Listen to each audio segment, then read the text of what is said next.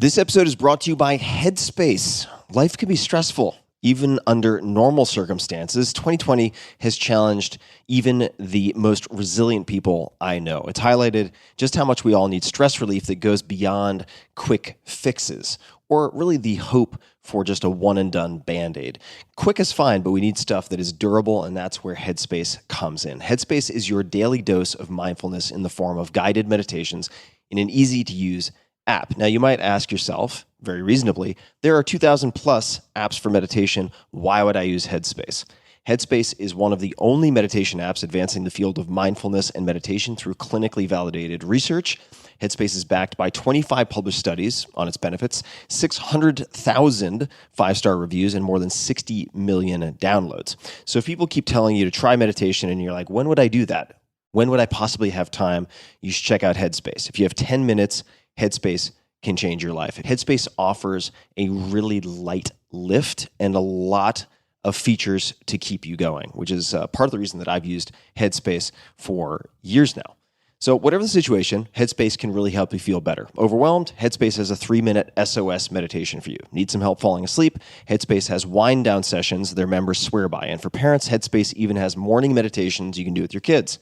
Headspace's approach to mindfulness can reduce stress, improve sleep, boost focus, and increase your overall sense of well-being. And it really starts with very, very simple practices. And if you look at my case, for instance, I just went through one of the basics today with the co-founder, Andy. I think it's Putticombe, could be Putticombe, I'm not sure, but former monk turned into co-founder of Headspace, has the most soothing, hypnotic voice imaginable. And I did a 3-minute meditation, something like that. It's easy, it's fundamental, and it always puts me in a better space. So I'm going through the basics. Even though I've meditated for years, I'm going through the basics once again.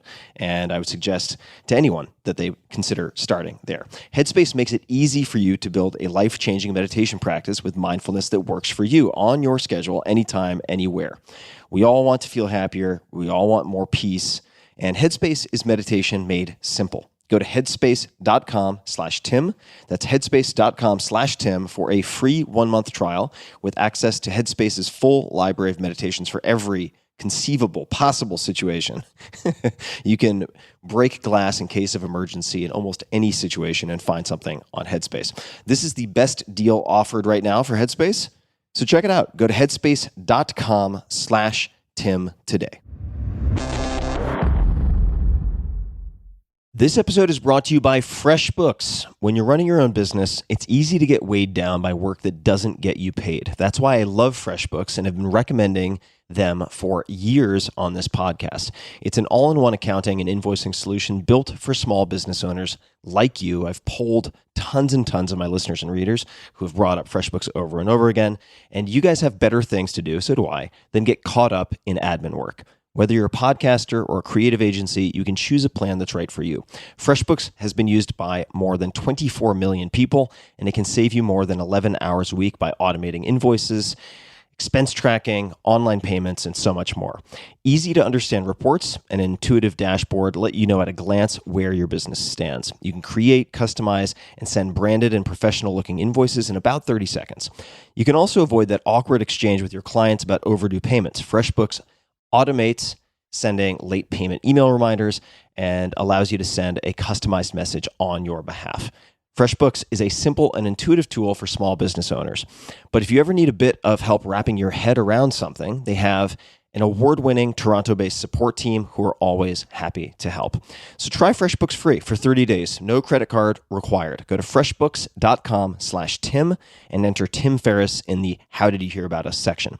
That's freshbooks.com/Tim and enter my name, Tim Ferriss, 2 R's, 2 S's, in the How Did You Hear About Us section. One more time. That is freshbooks.com/Tim. Optimal minimal. At this altitude, I can run flat out for a half mile before my hands start shaking. Can I ask you a personal question? Now would seem an appropriate time. What if I did the opposite? I'm a cybernetic organism, living tissue over metal endoskeleton.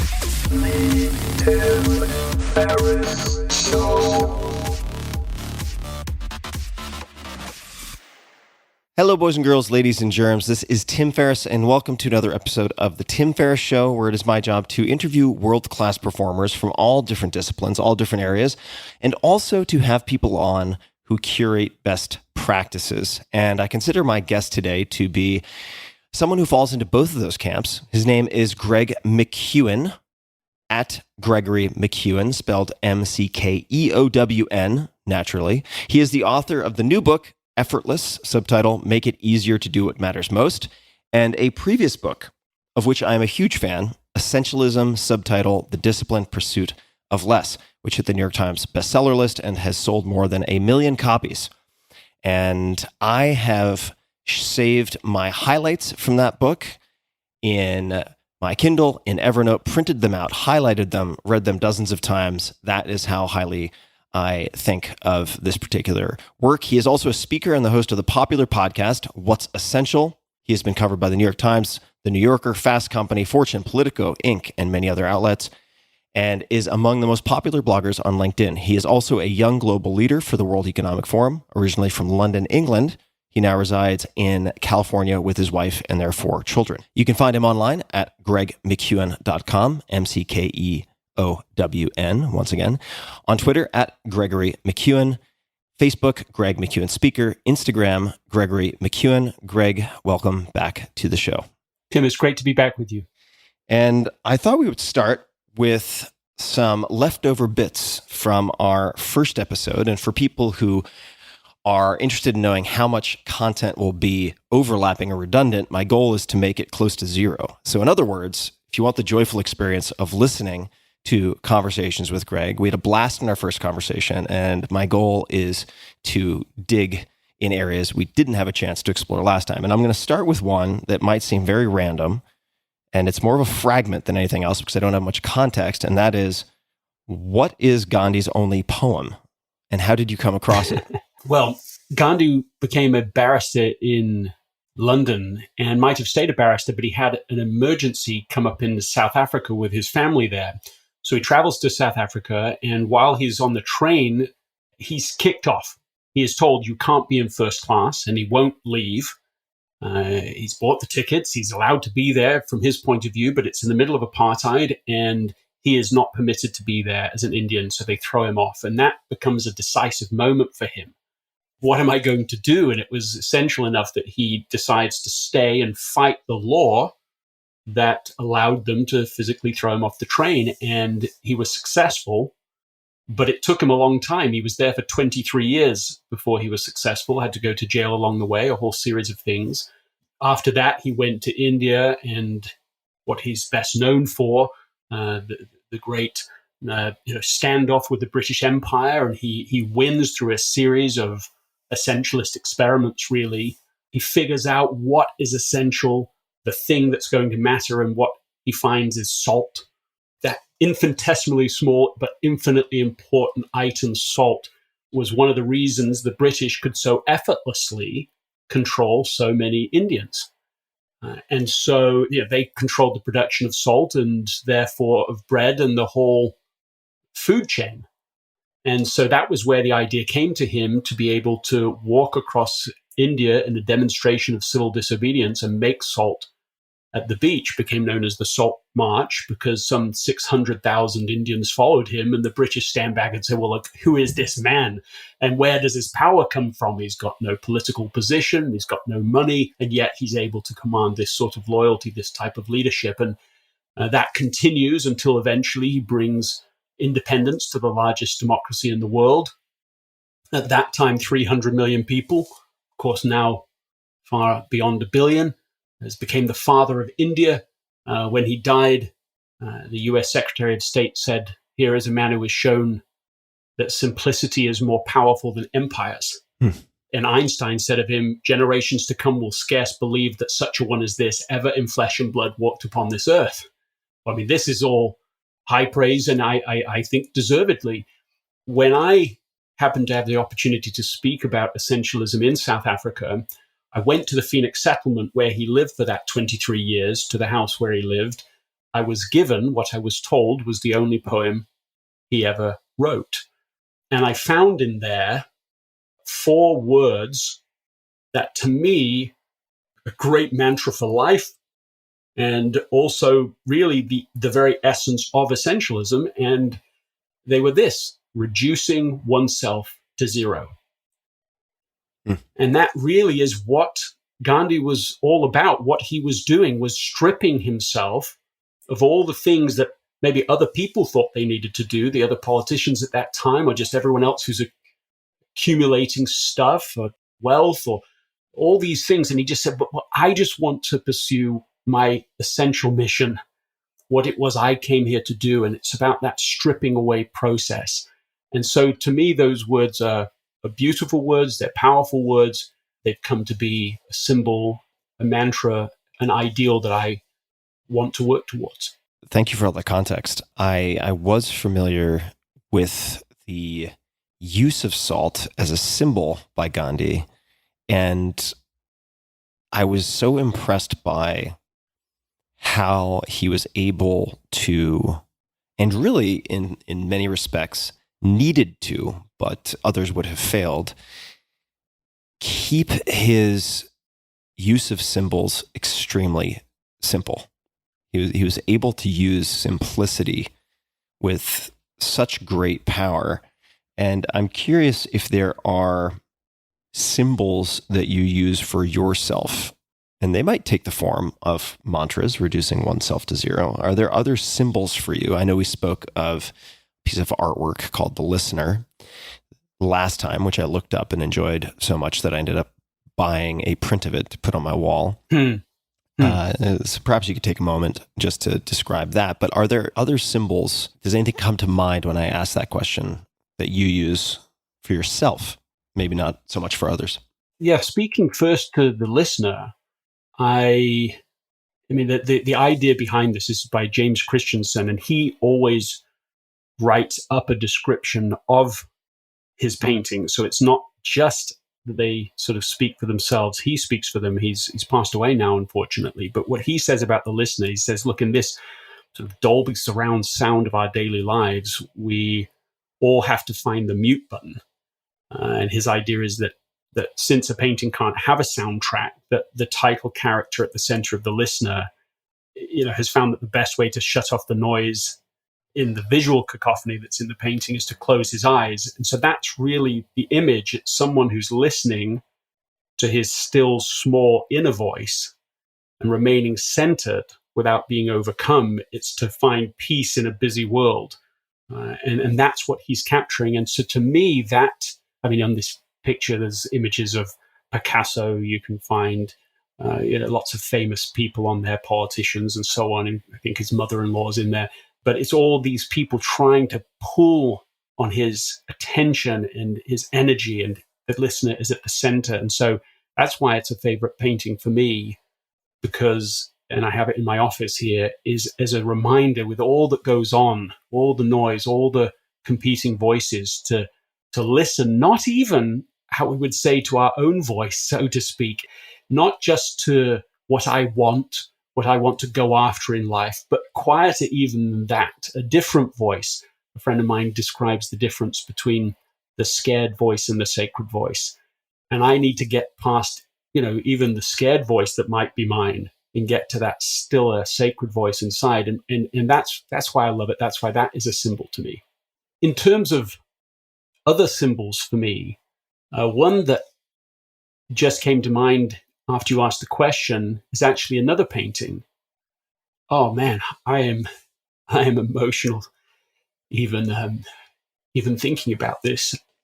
So I've got to tell a story to put it into context. Please. Is that okay? More than okay. Encouraged. So a few years ago, Anna and I, 4 children, we moved into beautiful area. It's white picket fences. There's no street lamps. It was like it was built in the 50s and the whole world moved on and nobody told anyone here. And you've got more horseways than roads. And it was just this beautiful environment to raise our children in. And one of my daughters, Eve, especially thrived. She just like never wears shoes anywhere. She's always climbing trees. She's this voracious reader. She writes masses in her journal every night. She loves to name the chickens, the animals. She's just full of light and energy. I often take one of my children with me when I travel. And so one of the trips I was on with her, an hour into the trip, I literally text my wife. I'm like, she has not stopped talking for 1 hour. It's just pouring out of her. And she's just vivacious and amazing. And she just, as I say, especially seemed to thrive in this new environment with space and out in nature. And then she turned 14 and she talked less. She took longer to do her chores, less vivacious, a little more awkward. And Anna and I just said, well, this is pretty age-appropriate behavior. That's can happen. That's fine. But then on a routine physical therapy visit, she failed this very basic test. And the physical therapist just said to Anna, pulled her aside and said, look, that really is unusual. That shouldn't have happened. You might just want to go to a neurologist about this. And you don't have to be warned twice, right? You don't have, oh, well, I'll get to that. We immediately did this, and it got our attention, and we take her to a neurologist. And what we had previously put up as being just evidences of being a teenager, we suddenly saw through a new lens and realized that these behaviors might be much more important, and they were. And also, as we then paid attention, we found that her capabilities, inexplicably, were just in a free fall. So instead of being vivacious and outgoing, she just stopped almost speaking at all in sentences. It would be like one-word answers to anything. The emotion went out. It was like taking one of these old record players and you just make it go really slowly. Mm-hmm. I mean, she couldn't even, it would take her 2 minutes to write her own name. 45 seconds, I remember timing it to write the last 3 letters of McKeown. And we went to neurologist after neurologist. I mean, we're doing the things that we could do. And they couldn't even give us the beginning of a diagnosis. Everything came back negative, sort of good news, but bad news because you have no idea what's going on. And she is fully on the way to becoming comatose and then, dying in a coma. I mean, that is literally where we are, and we don't have anything to go on. And I remember in the midst of this, I mean, this is the stuff that agony is made of, right? This is already a 3-4 month period. I remember getting very quiet. And actually, I'm frank to say, I mean, I was praying about just what on earth to do. And words came to me, the words of a painting that we have in our home. The words that came to me clearly was, she will find what is lost. And that is the name of this painting. It is a beautiful painting. People can look it up. It's the image of a woman and many other people that sort of symbolically look a bit like angels, but you could interpret it a few different ways, but they're all, she can't see them in the painting, but they're all trying to touch her. They're trying to bless her. They're trying to reach her. And there's no further explanation of that painting, but for me, it means, of course, a very different thing. In that moment, there is an assurance that no evidence can support. I mean, we don't even, at this point, have a diagnosis, never mind a treatment, never mind it's going to be okay. I mean, nothing's going to be okay, logically. Nothing is okay. But somehow there is this sense beyond it. It's been a long journey. It's been 2 years. All of this has happened since you and I last spoke on here. And she's had treatment quite miraculously, had certain treatments in order to test. They said, we're going to treat her in order to learn what might be going on. We had one neurologist who had that very clever idea about how you might use treatment instead of wait for a pure diagnosis and then treat. You treat in order to learn, and learned a great deal. Then returned back into much of the state of before. And just over this summer, so in the midst of the pandemic, went through an aggressive treatment and is back. I mean, she's back. And I wouldn't have said that once in 2 years. But as of this moment, she has found what was lost. She's vivacious and funny. In fact, I just put on Instagram yesterday a video of all of our children dancing. We can get to why they were dancing, but they were all dancing in the kitchen. And I just managed to clip just an image before they realized I was videoing them, That's a symbol to me that matters, and how that answer came is so connected also to the listener and this deep principle. That's the answer to your question. Thank you, Greg. I can't even imagine how terrifying and profoundly difficult that time must have been for you and your family. Are there any other approaches or tools that you've found, supporting words, anything that helped not just you, but also the family during that period of uncertainty, especially? Well, one of the other impressions I had was to look up a chapter in a book that I had read before, and it was about cultivating a spirit of optimism and happiness. I think that's the name of the chapter. And I didn't just feel like, oh, I should just read that again.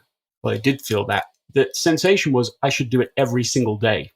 And I did, because, you need whatever real help you can get in this moment. And what seemed to happen in that extremity was that there were neural patterns in me that were being rewired.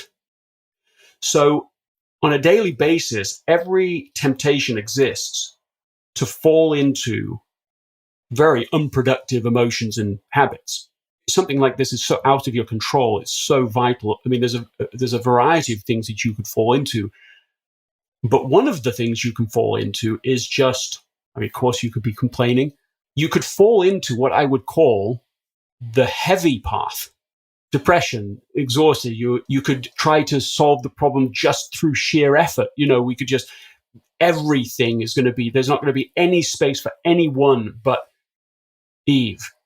You could destroy your marriage. You could destroy your family culture.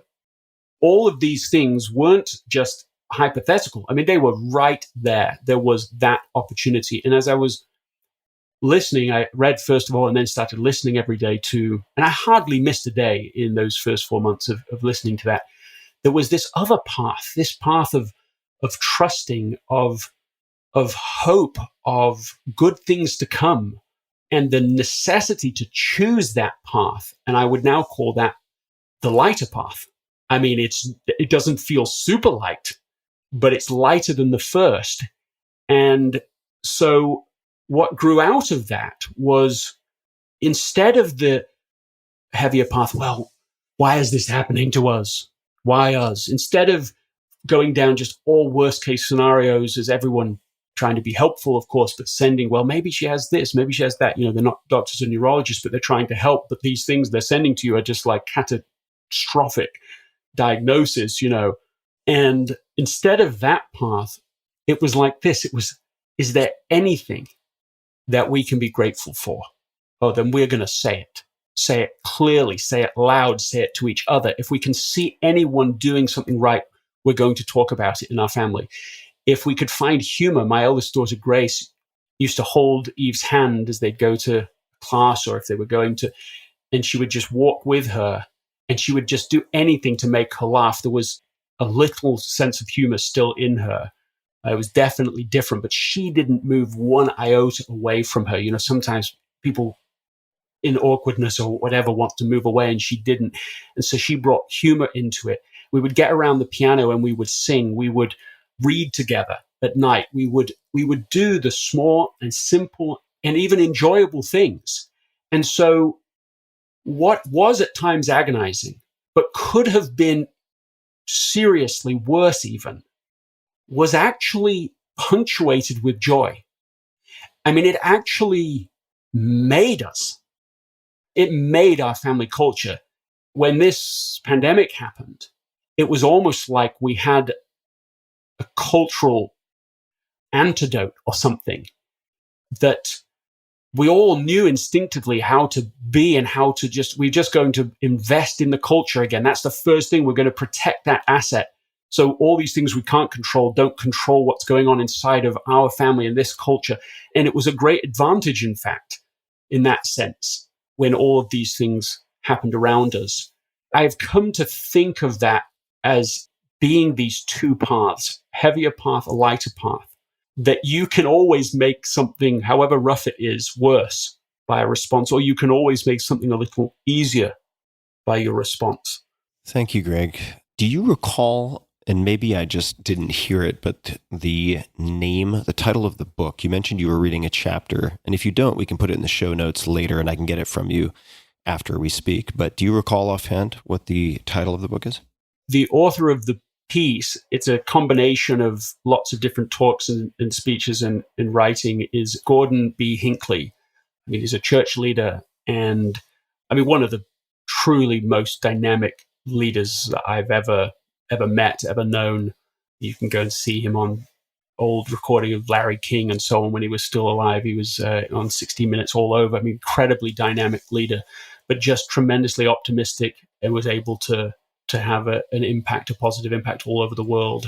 He wrote a different book, not the one I was referencing, although there's overlap, called Standing for Something, that did extremely well. And yeah, we can get the item for the show notes. Okay, great. So the author is Gordon B. Hinckley, and we'll get the title. And for those listening, we'll put this in the show notes at tim.blog /podcast. Coming back to a few things that you said as a segue. So you mentioned in the throes of this situation with circumstances outside of your control, there is a very understandable temptation to white knuckle and throw everything, including the kitchen sink, at it, to make it, because it is, that is, your daughter's health and restoring it, become the top priority. And I think there's a very understandable impulse to basically allow that to remove all the oxygen from the room, and that you fix it by applying more work, by working harder, by increasing the volume. And I suppose that's as good a bridge as any to Effortless, to your new book. So I really have deliberately not done any homework on the subject matter aside from a handful of notes that I have in front of me. But it's timely for me also because I feel like it is possible to use essentialism and 80-20 analysis and so on to determine the most important things to focus on, and even to, following that, focus on them. But in so doing, I think there is probably, and I'm stretching a bit here, and I'm going to hand the mic over, there is a heavier path and there's a lighter path. There's a path of spaciousness. That's a word I've been thinking a lot about with respect to my own life. Ease and spaciousness. Does this have to be difficult? Is a question that I ask more and more frequently. So could you tell us the genesis story of this book, or comments in any way that you think is appropriate? You just nailed it. And I couldn't have written this book a few years ago. The pressure there is. It's a positive pressure, but the pressure there is, if you've written a book that's been successful, to write the next one, and you're supposed to do it every 18 months or whatever the normal cycle is. And every time I went to do it, I felt like I shouldn't, but I didn't know why. There was no really good reason. I wanted to, I liked it, but just felt like, no, you just wait, which isn't great for me. I'm not a particularly patient person, but I did. And I just literally couldn't have written this book without the experiences, definitely including the experience with Eve. And so, in fact, that is sort of the background, is that So essentialism comes out. I mean, that changes everything for me. I'm traveling all over the world. It's just, and it's what I want to be doing. There's no complaint in any of this. I mean, I want to be in with rooms full of people who want to become essentialists and want to hear about it. I mean, everything in my life is now more want to do than before. I remember doing a book signing, and there's like on one of these trips I was on, there's like 300 people around the building, and they've run out of books. They've never done that before. And I go back to the room at night, and it's just like sort of these things are a blur. And one of the groups I work with, successful entrepreneurs that I was working with, and one of them says, talks about this, the big rock theory.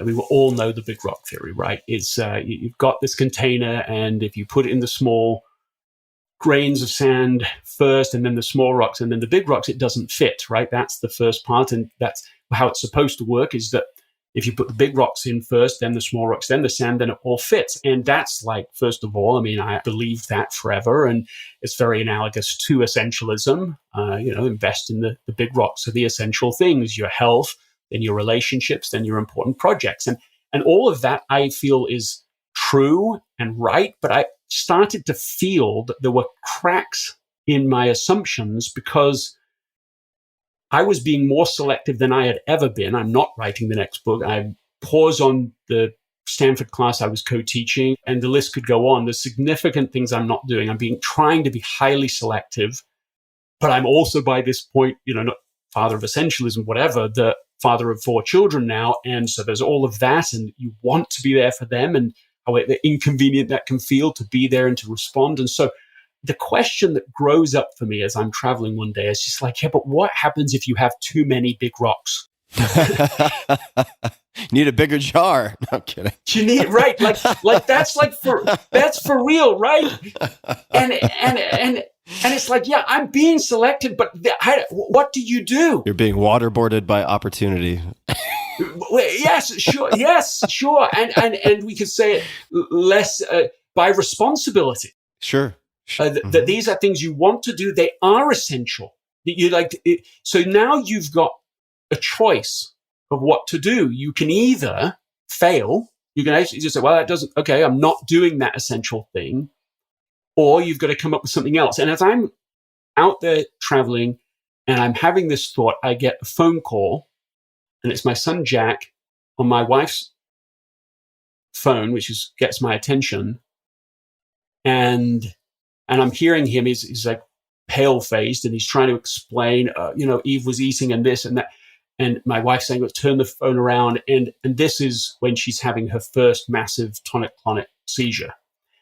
So I'm already feeling too many rocks. And then you throw in a crisis. That just blows everything up.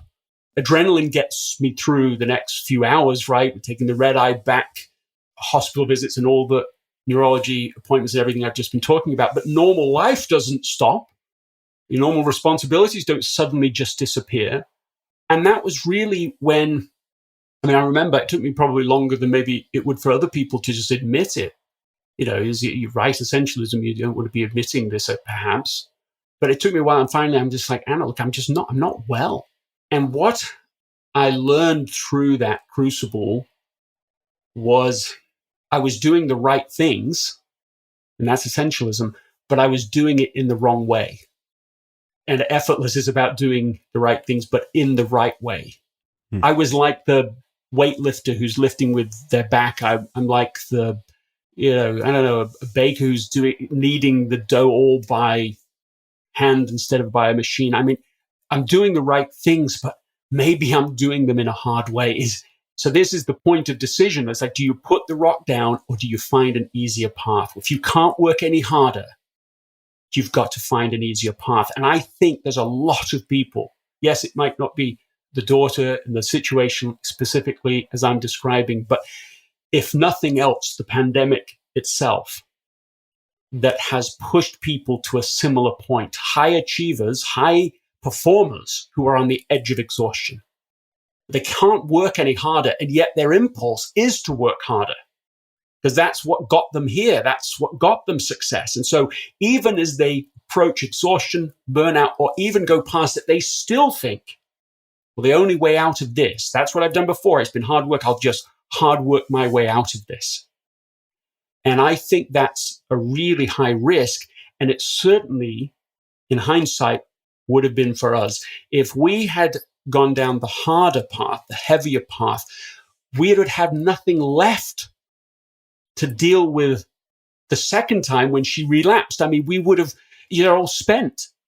And then what do you give up? Then what do you lose? You're losing more and more rocks all the time. So that's really is the story behind Effortless, is this requirement, this need to discover, is there an easier path? And the joy for me now, and I feel real responsibility for this, is to bring that to people, because I just know I feel quite emotional about talking about this book because of what we've covered, I suppose, but also because I somehow can feel it in me, the unbelievable burdens that people are in right now.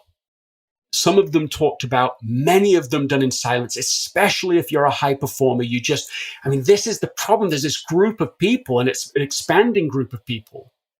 These are the people who aren't complaining. So they're silent. They're pivoting when you need to pivot. They're working hard. They're doing what it takes. They're doing home education now. Suddenly, this group has spent a year in this mode. And I think a lot of them are closer to breaking than they've ever been. I mean, I just read 85% of people feel their well-being is worse than it was a year ago. And that's just one symbol of this. And so to me, in ways I absolutely didn't predict and couldn't have predicted, I think Effortless is an idea potentially whose time has come, because, as we really, in a way, unfortunately, it hits at a time when I think it has the power of relevancy. Just a quick thanks to one of our sponsors, and we'll be right back to the show. This episode is brought to you by UCAN, UCAN. What you eat and how you live, exercise, sleep, stress, all play an important role in how your body handles glucose, its main form of energy. You might think of blood sugar. That is glucose. When glucose levels are steady and you avoid spikes, you're improving your metabolic fitness. An important way to take control of your metabolic fitness is to eat and fuel with foods that help regulate blood sugar. To help enhance my own metabolic health, I was introduced to UCAN by Dr. Peter Attia, who said there is no carb in the world like it. UCAN's patented ingredient, superstarch, has the remarkable ability to provide a steady release of energy without spiking blood sugar levels. I use UCAN's energy powders and low-calorie bars to maintain focus throughout long days, for exercise, better performance when training, and to avoid fatigue without making metabolic compromises. So when I need a Scooby snack, when I need a little pick-me-up, I reach for UCAN. UCAN has a variety of different products with superstarch to help you balance your blood sugar, from energy powders and bars to granola and almond butter. There's a whole suite. Check out my favorites at ucan.co/Tim. That's ucan.co/Tim, and save 30% on your first order when you use code TIM. That's ucan.co/Tim and use code TIM. ucan.co/Tim. So, Greg, where would you suggest we go from here? And I rarely ask that question in interviews, but we have a lot of options, and you are probably more aware of the range of those options than I am. There are notes in front of me that we could explore, because I'd love to certainly share tactics and specifics with people in terms of what you've learned and what you're applying, what seems to be giving you the best effortless return on investment, so to speak. What has sort of changed your experience of working on the essentials, for instance. So I'll just give a sampling. I'm not saying this is the direction we have to go, but why you need a done for the day list, solve problems before they exist, visualizing what done looks like, how to take the first obvious action, harnessing the strength of 10. These are just a few that I circled for myself because I found them curious. First step to clearing the clutter in your head, how effortless inversion can help solve a problem, how to make your essential activities enjoyable, and on and on and on. We have dozens of options here. Or we could take a different fork in the road, and I'd love to get your thoughts on what makes sense. Because certainly I want people to come away from this interview, if they are unable to read your book, with some approaches, strategies, tactics, or techniques that they can use.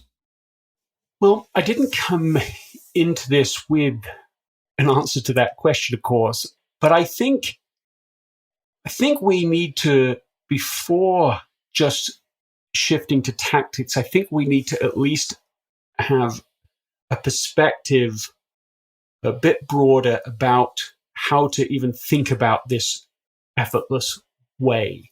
And we may find some interesting ways to explore that. Great. But there's three, in a sense, Effortless is almost 3 books in one. They're connected, but the first is like 3 concentric circles. In the middle, there's effortless state. Then second is effortless action, and third is effortless results. And they build on each other, but they're still quite distinct. And effortless state is, I mean, it's something we all know, but we also know being out of the effortless state.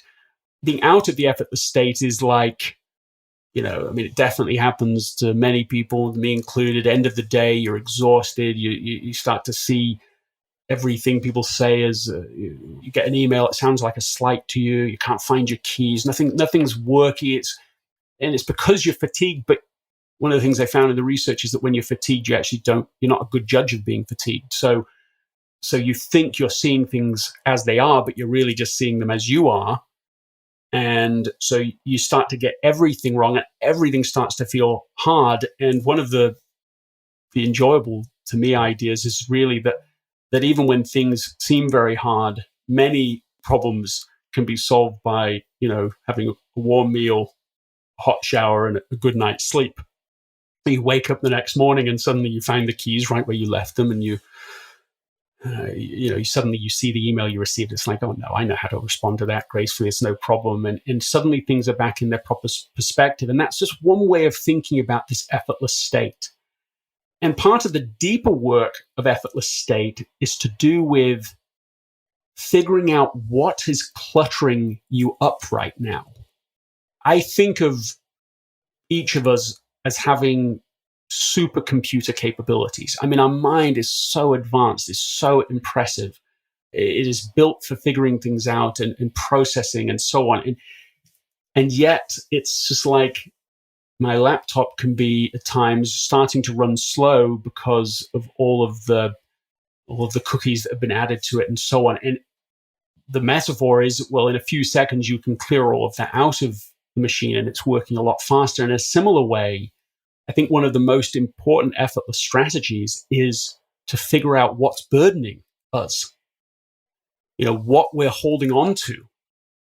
And so this is different than a sort of quick fix approach. It's like we have to maybe do a little deep searching in terms of what we're holding on to, what grudges we're holding on to, what we haven't forgiven, what complaints we're holding on to, things that are using up more and more of our hard drive, our RAM, so that it's making everything harder. There's a story I came across of a man who, it's a fictional story of a man who was walking along. He's respected in his community. He leans over, sees a little piece of string on the floor. He picks it up. He likes to fix stuff, and he just thinks, oh, that could be useful. And then the same day, at the same time, in the same square, somebody else loses their wallet. They see him picking this thing up, and they assume and believe it's the lost wallet, accuse him of it, tell everybody about it. He insists it's not true, but they judge him harshly. And so he's like a pariah in the town, and everybody is, wherever he goes, it's awkward now. They don't trust him now. This, of course, is a rough experience, but he gets so fixated on it, so obsessed by it, that he just can't stop talking about it. Everywhere he goes, it's a little piece of string. It was just a piece of string. And he just, even after people would have got over it and moved on and okay, just kind of forgotten it, no worries, he's still raising it. He's talking about it. He gets sick over it. He loses his health over it. He literally, on his deathbed, it kills him. He's on his deathbed. A little piece of string. It was a little piece of string. You know, he just can't do it. And so here he is. He could have got back to what was essential, what mattered. He could have got back to making a contribution, put all of his energy onto what really was important. But instead, he's consumed with this slight that he's experienced, this judgment, this harsh judgment, and so on. And I don't know why I'm really thinking this right now, but I just wonder for you. Here we go. Finally, let's take the gloves off and get dirty. I mean, for you, are there burdens, grudges, things that you haven't forgiven, things that you've collected that you are holding that are just making life harder than they need to be in some way? And I really don't know if you have something here. I'm just feeling this moment and I'm just putting it to you. What is your first thought when I ask you that? With respect to, would you like me to speak to grudges specifically or other types of, let's just call it withhold or kind of persistent psychic drag, things that fit in that category? It's a good description what you just had. I mean, I'm open to both, but I'm just going to put grudges to you. All right. So I will say that a lot has happened since you and I last spoke. And I took our conversation very seriously, and I won't spend a lot of time revisiting it, but we went through an exercise with respect to finding the essential and identifying the blocks, the obstacles, both real and more often perceived, the reasons for not doing the essential, the commitments I'd made to the inessential, etc. And a lot has happened since then. And just to be precise on that, what you were talking about at that time was the thing you identified was a book that you wanted to write, that you were writing. In fact, you'd spent years working on it, but the drag was just feeling somehow so burdened with this has to be perfect, and I feel like I might get judged quite harshly if I do this, and how I intend to do it. And so there were things that were keeping you from actually proceeding with it. And it felt to me, I don't mean to overstate it, but a moment of at least small breakthrough. That's how I remember it. It was very insightful, and it stuck with me. And I had a lot of conversations with people I trust afterwards.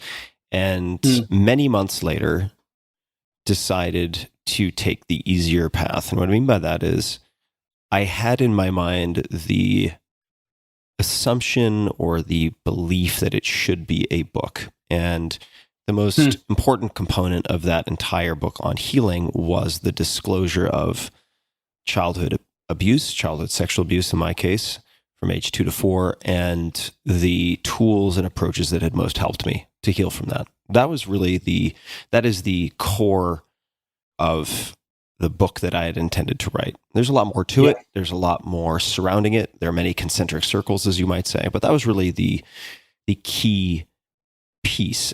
And I don't want to interrupt you, but I want to say clearly thank you to you. Now, I've shared that outside of this moment, but it's so important what you have done in sharing this and putting it out there. And that takes courage. And as we all know, courage is awful, feels awful. And you've done it, and it really matters. Thank you for saying that. And to try to tie this together, I ended up releasing it as a podcast after conversations with my girlfriend and understanding that books take a long time, especially my books, because they're the size of phone books. And in 3 to 5 years, people would die, whether of natural causes or suicide or otherwise, or they might psycho-emotionally shut down. And there would just be so many losses in terms of that extended, protracted writing process that I decided to put it out as a podcast. And the question was, how can I make this as easy as possible for myself? Because I knew it was going to be fucking hard. I knew the whole thing was going to be excruciating on multiple levels. And so I constantly asked myself, how can I make this easier? How can I make this easier? Don't do a book, do a podcast. How can I make the podcast easier? Don't make it a monologue, make it a conversation. How can I make it easier? Don't commit to publishing it. Have the conversation, record it, and reserve the right to never have anyone listen to it, et cetera, et cetera, et cetera. And both in preparation for that and after that, spent a lot of time. I know I haven't directly answered your question, but this is getting around to it.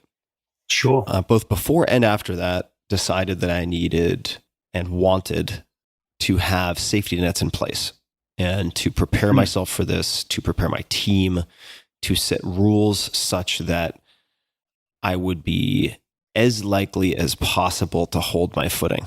Because I've been re-traumatized by exploring this in the past. And I attempted to do writing related to this, and it caused severe problems in my life for many months. So I was prepared to be destabilized, and I wanted to decrease the odds of it being catastrophic. So I began to commit to certain practices and also sessions with people, one of whom is named Jim Detmer, D-T-H-M-E-R. He has been on this podcast, and a very important piece of the work that I've done with him has been related to identifying unsaids, uncompletes, or uncompleteds, and so on, that represent withholds, that would include grudges, and trying to engineer some form of closure. And the closure could just be letting it go in some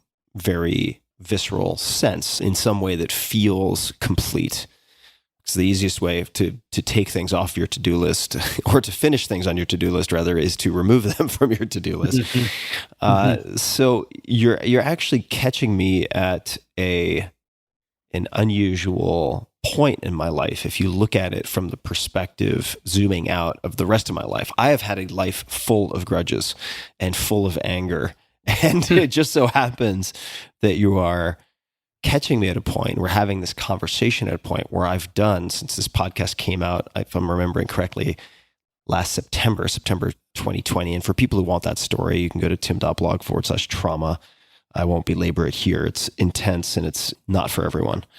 But for several months prior to that, up to now, when we're recording, as I look at the calendar, late February, this has been constant work. Do I still have grudges? I think the answer is yes. So let me try to, if it still makes sense, sort of do a quick search function.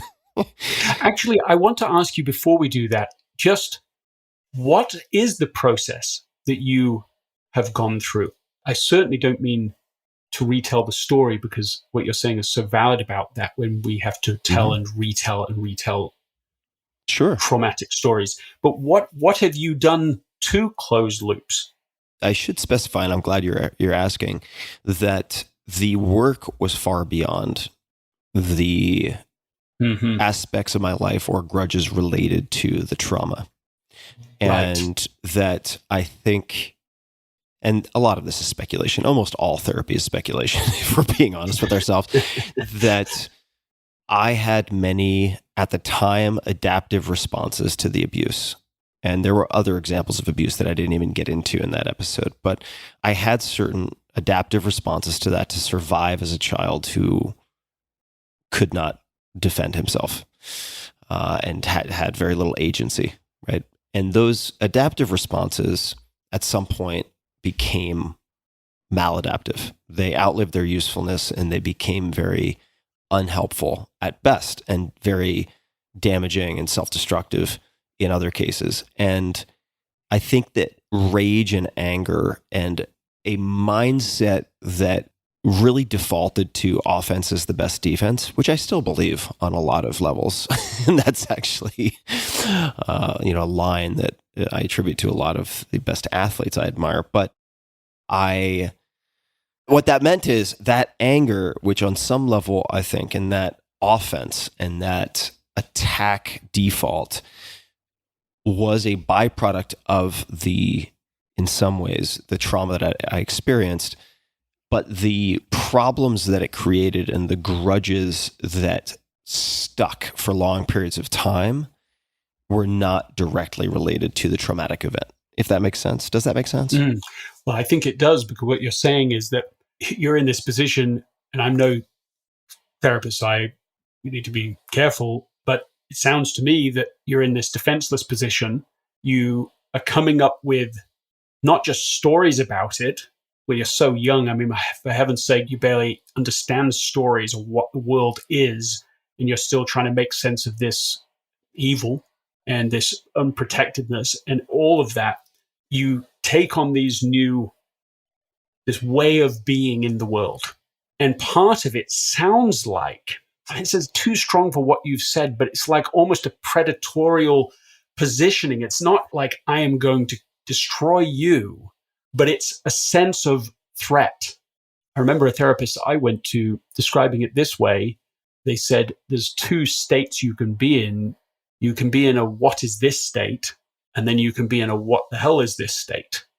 Her words, not mine. Yeah, and let me, if I could just bookmark that for a second. So I would say, I certainly wasn't, I'm not sure if this was, if I'm hearing it correctly, but, I was not predatory. I was highly weaponized if I felt I needed to retaliate or defend myself. So it was very much in the vein of Bruce Lee, right? And I'm going to mangle this, but he has a quote along the lines of, you graze my skin, I pound your flesh. You pound my flesh, I break your bones. You break my bones, I take your life. That was the mentality. And, put another way, there's a Major Holdridge, retired, this is U.S. Marine Corps, has a quote, and sometimes it's entirely appropriate to kill a fly with a sledgehammer.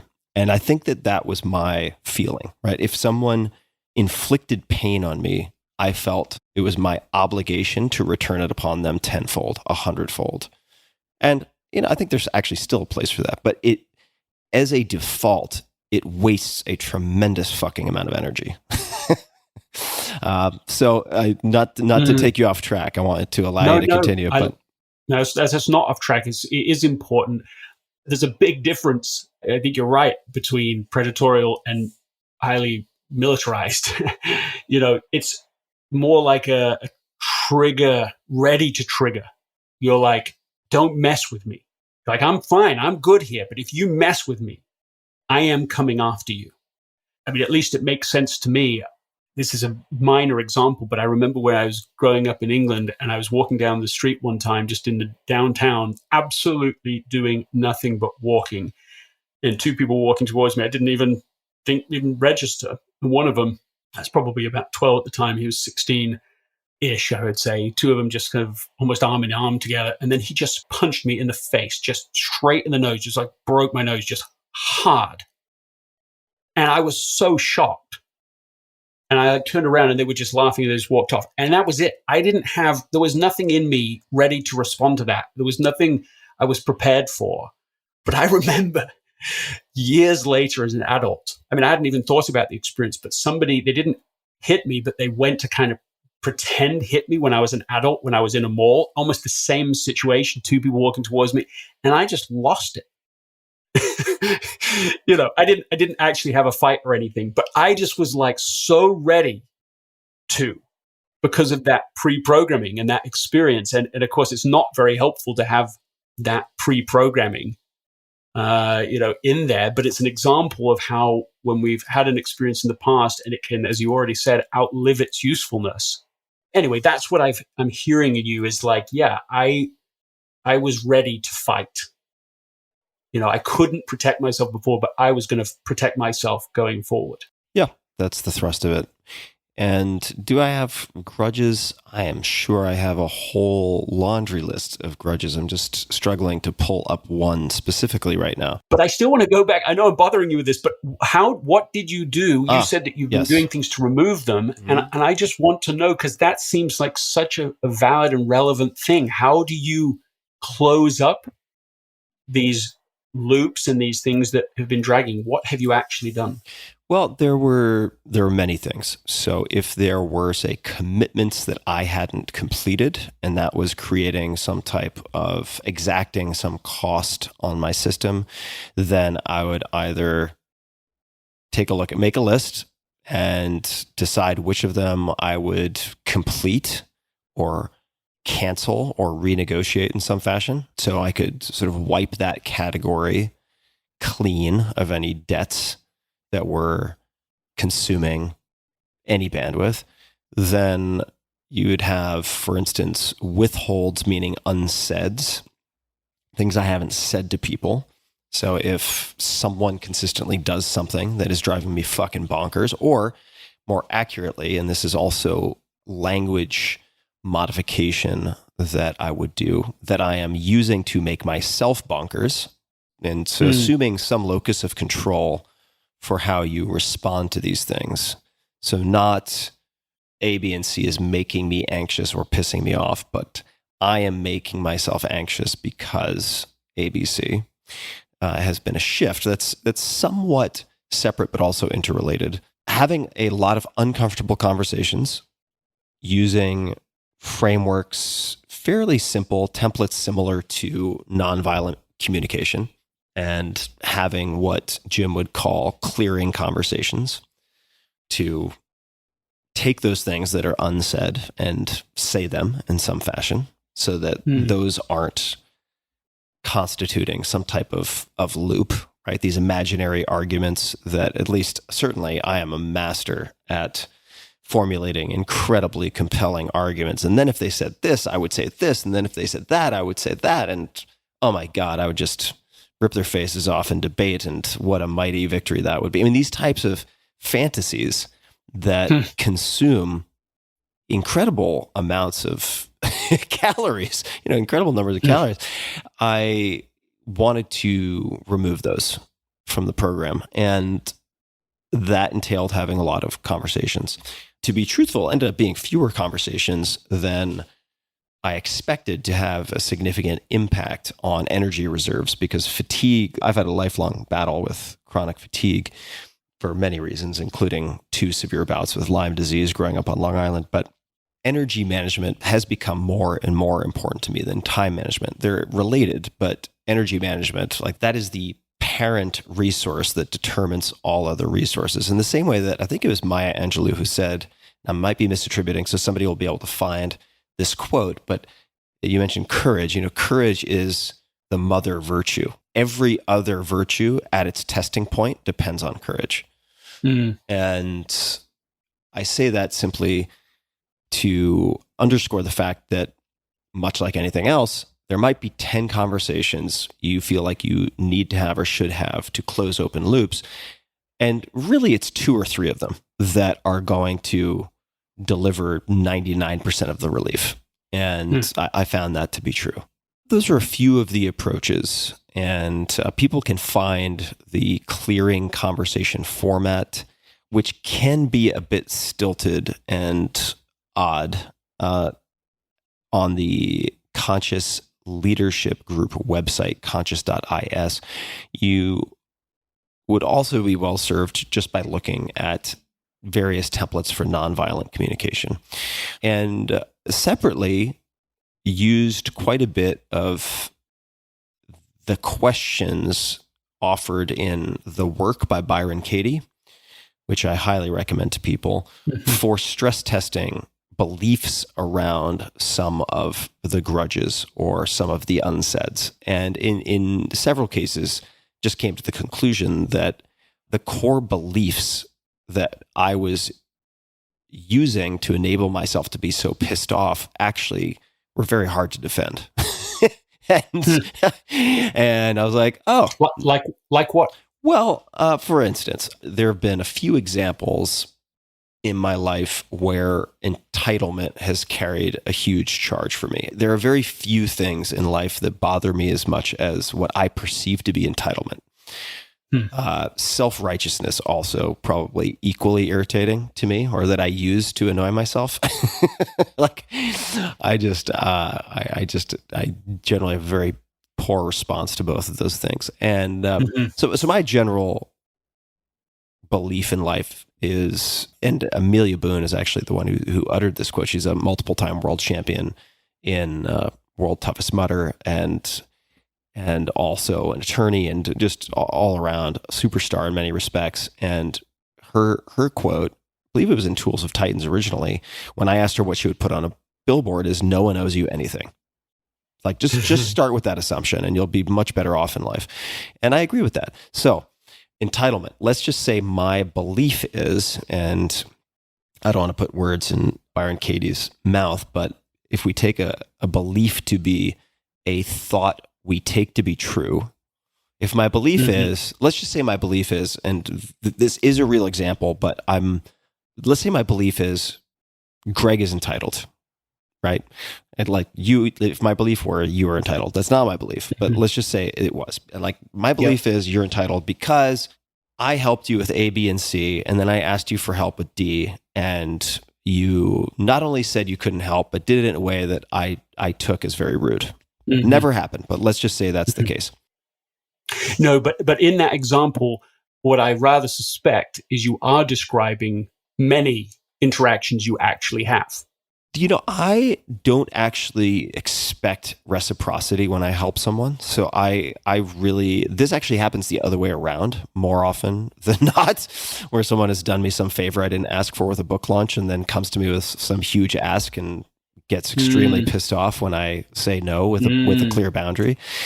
So it's more frequent the other way around. But I'll give you, let's make it a real example.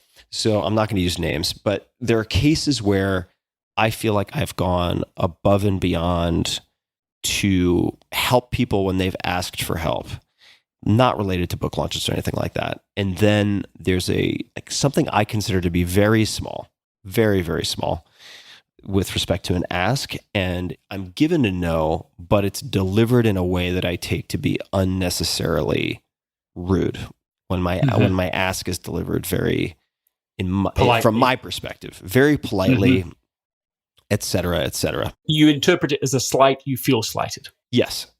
And then I'll have a sentence like, so-and-so is entitled. So the way you might work with that in Byron Katie's The Work is you would ask questions like, and I don't find the first two as helpful as they might be otherwise. There are lots of different ways to do this, but is it true? Number one. Number two, can I absolutely for sure know this to be true? And I'm going to get these slightly off, but the gist is what's important. Number three, who am I and how do I feel when I believe this to be true? And then who would I be and how would I feel if I did not take this to be true? Okay, those questions 3 and 4 I find very powerful. And then the next step that I tend to take is what people would call turnarounds. And turnarounds involve playing with language and then forcing yourself as a thought experiment to come up with evidence to support new statements. For instance, let's just say, I'm not going to use your name, we'll say Mark. Let's just say it's a Mark. Mark is entitled. We could turn that around by saying Mark is not entitled. You could even use the opposite, like Mark is generous. And then you force yourself to come up with, and it's best to do this in writing, 3 to 5 points, pieces of evidence that you would use if you were in a debate and trying to make that case. And then you could have not Mark is entitled, but I am entitled. And then you come up with 3 to 5, and 3 to 5 is arbitrary, but it's just a nice kind of clean range. Then you could go on to perform multiple other turnarounds. And by the time you've done that, if you're really committing to doing it seriously with an open mind, it starts to diffuse a lot of reactivity. So that would be an example of doing the work. And all of that's available for free online if people go to Byron Katie's website. Yeah, I mean, what you've just done is you have given us specific tools, as always, but around this subject of decluttering and getting out all of, specifically, we've been talking about grudges, but pain and all these things that we hold on to and how they clutter us up. I mean, I'm not going to necessarily have you answer this question. It could be rhetorical, but like, what percentage of your energy has been spent in the course of your life? Oh God, it's going to be bad. Yes, go ahead. Actually, now that I'm asking it, I kind of do want the answer. I said it was rhetorical, then I changed my mind. Like, what do you think it actually is?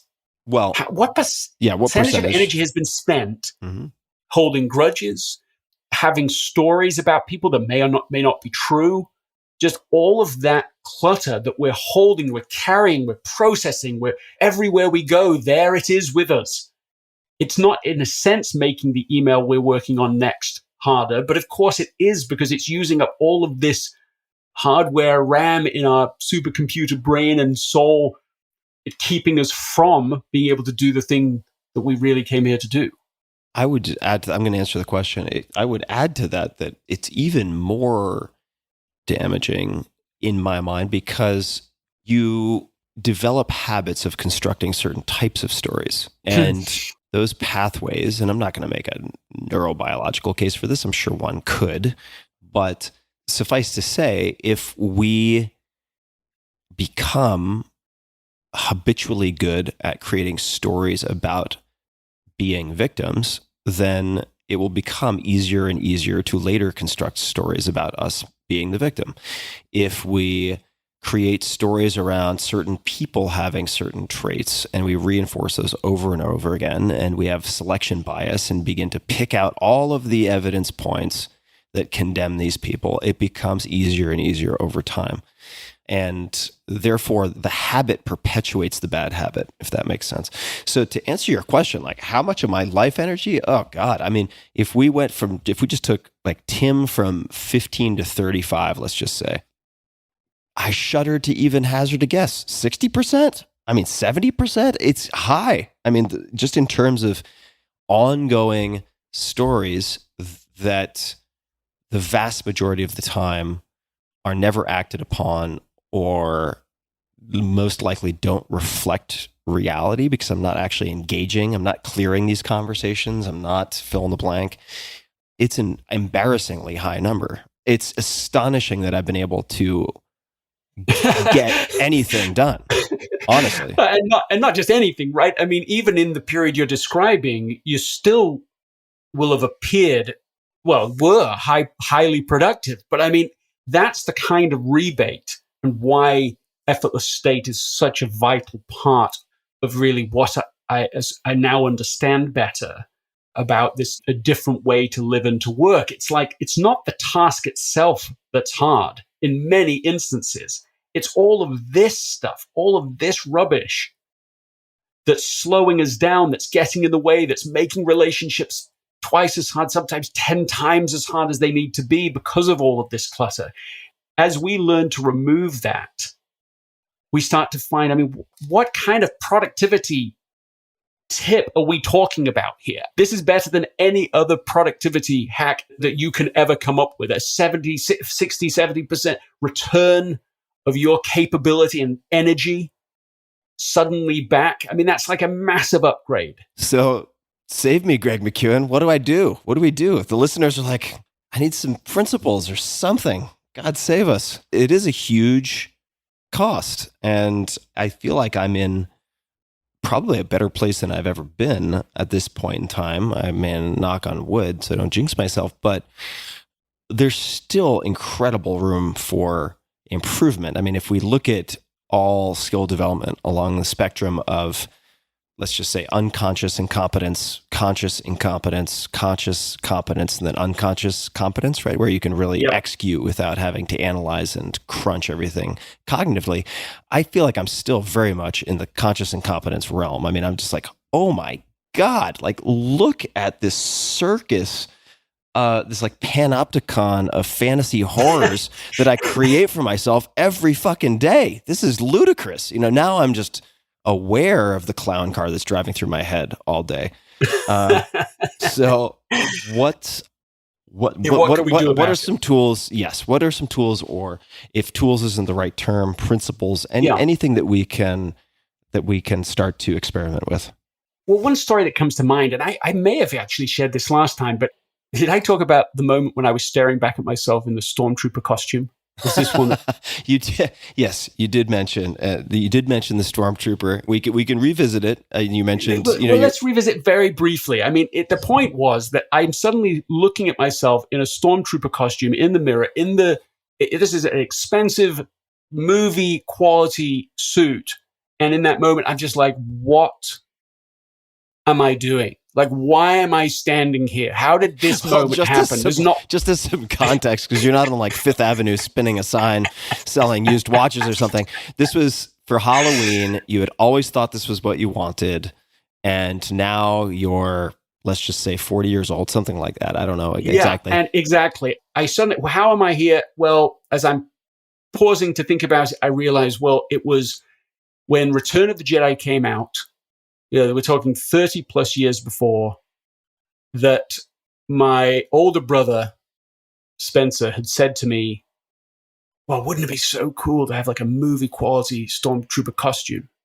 And I'm like young enough, impressionable enough. And of course, all the hype around the movie. I love that movie. And I just held on to that for 30 years.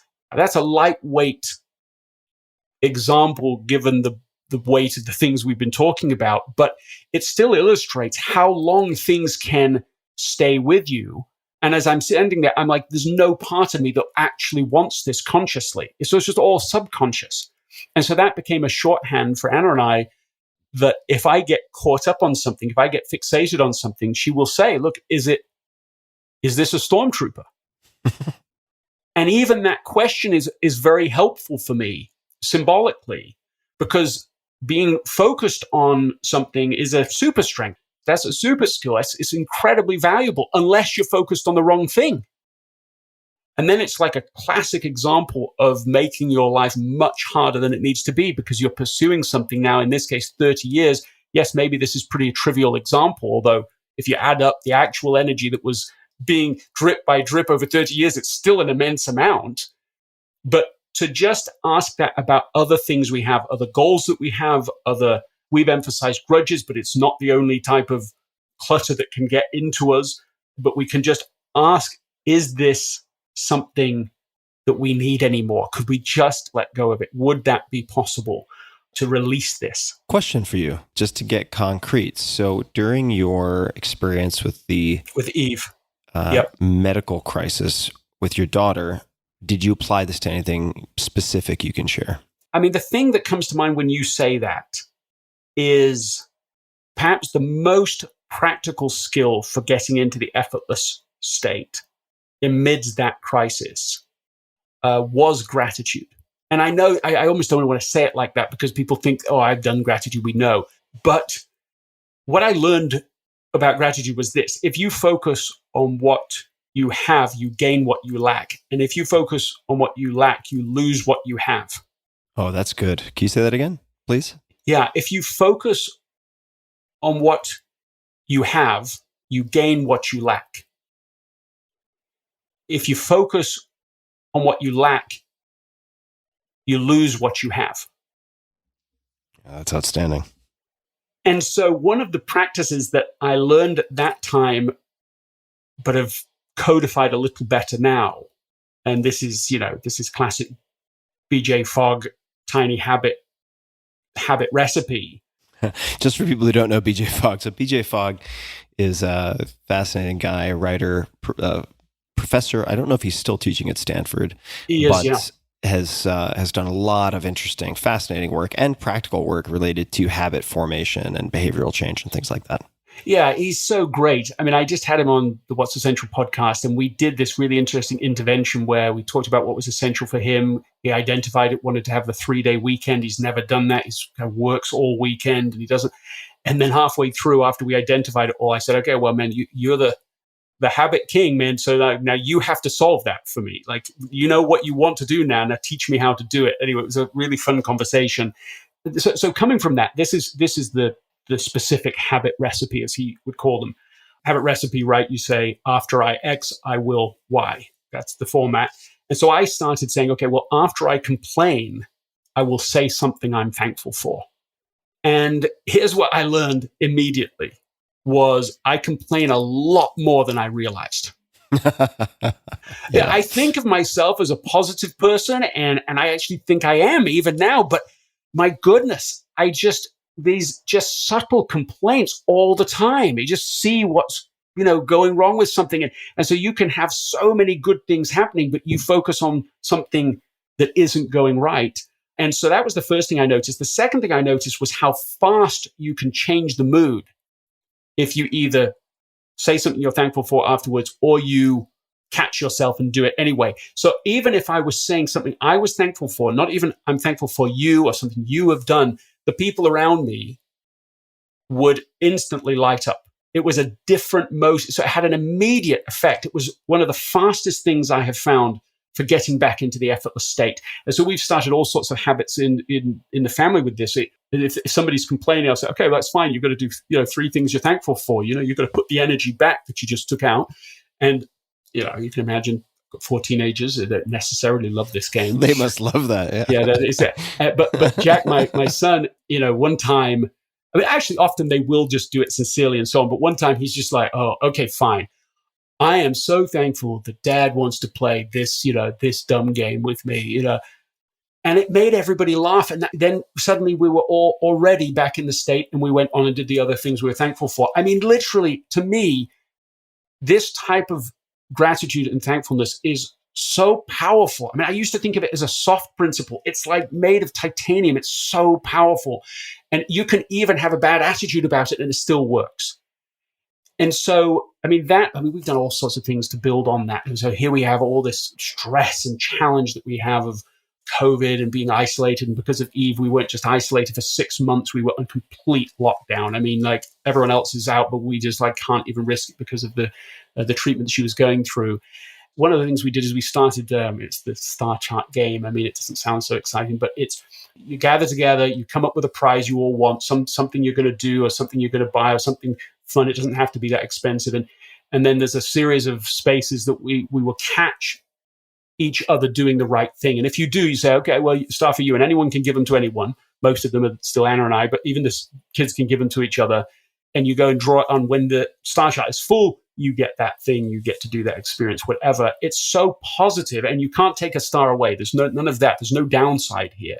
It's all upside. And actually, what again might sound trivial is, I think, anything but. And to give a little context of why it's so powerful, Barbara Fredrickson called this the broaden and build theory. What she extrapolated, which I think is genius, is that we don't have good things happen to us and therefore have good emotion. She says you have positive emotion and that leads through a process to good things. So the place to start, again, I suppose this is confirming of what, the idea of effortless state first, is that if you can get positive emotion going, then a whole series of upward momentum happens. So she identified it this way. She said, well, first, it's the positive emotions. So you're feeling good, gratitude can do that. That's one of them. And then you start to have more optionality, more options of what you can do and what possibilities exist and what good things are here. And so because you have options, it means that you are more likely to connect with other people. And so you build relationships. And so why she calls it the broaden and build theory is that as you're in this upward momentum, this positive cycle, you're actually increasing capability, therefore are better able to handle whatever the next challenge is. For us, I suppose it is even in the pandemic, but there'll be something else afterwards. And she contrasts that with, as soon as you get into negative emotion, that leads to a reduction of options, right? We know that. It's fight, flight, freeze, fall down. It's just very few options that we're going to have. Well, what effect does that have on your relationships? It strains them all. What does that do? It weakens your whole system for whatever the next challenge is. And so this sort of doom loop can take place. And so I really see at the pivot point being within this choice to see what is right here. A little bit like putting on, I'm not a fly fisher actually, but I've heard and done the research, and I'm confident this is true, that something you can do if you want to be a great fly fisher is that you can wear polarized sunglasses. And there's something about the way that the lines are in a polarized set of sunglasses that they kill off the way the sun reflects on the water. And so the impact of this is that you can see the fish under the water. Fish were always there, but you couldn't see them before, and now you can. And that's really what this habit recipe, this specific thing, this leaning into gratitude in a very deliberate way, conscious way starts to do. You start to see all the assets that are there. So then you can build on them. Then you can do something with them. What good is here? And to keep shifting back into that gear, whether you're dealing with crisis or just even in normal life. And I'm not always great at this. I still fall into this. If I leave this conversation, it will be easy to find something that's wrong, to complain.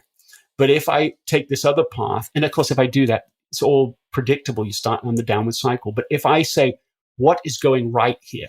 And I catch someone doing the right thing, it just sparks the whole thing positive. And really, which do you think is easier? Is it easier to be on a downward loop or in this upward momentum? And so this is one of the reasons I see this as being such an important practice for effortless state.